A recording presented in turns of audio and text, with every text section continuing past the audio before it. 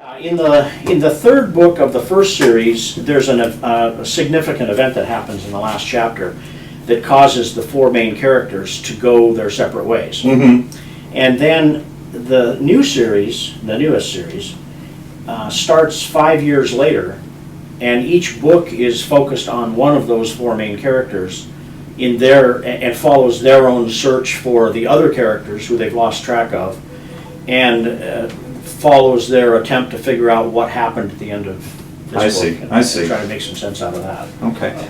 But this book kind of got me interested in that stuff, and through that book I've gotten hooked up with some of the real researchers who are doing this work. And it's people outside of academia, because what they've found there is so contrary to what's preached by archaeology today, that university archaeologists won't go there. They won't go look, because if they look and they see what everybody else is seeing, then everything they've done for the last 100 years is wrong.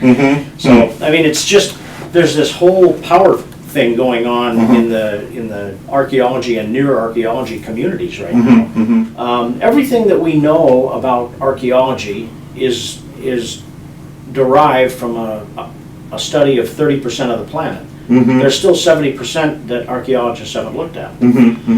And because of the rise in the oceans at the end of the last ice age, there's a huge, I mean, I don't know the number off the top of my head, but it's millions of miles of coastline that is now underwater that would have been habitable, 15, 20,000 years ago.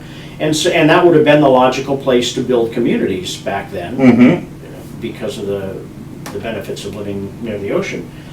And so all of whatever was there, if anything, and I believe there were a lot of sites, those are all underwater, and they haven't been explored. I mean, this work that's being done in Bimini is kind of just the tip of the iceberg of actually looking on the bottom of the ocean and saying, oh look, people used to live here. And I think we're going to find that in many places around the world. Money or funding for these things? Archaeologists like to dig in the dirt, Yeah. I guess, and not in the mud. I mean, I don't know how to explain it really. Especially like the Bahamas thing, where there's people now who have published enough articles about what's there and what they think is there, that somebody, you would think, somebody would have gotten interested and mounted a major expedition.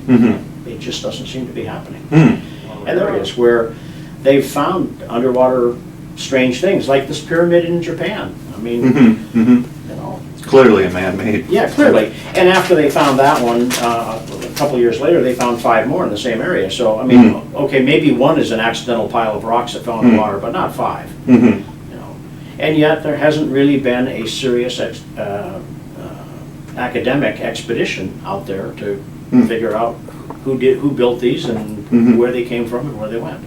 Well, they acknowledge that they're there, the science community.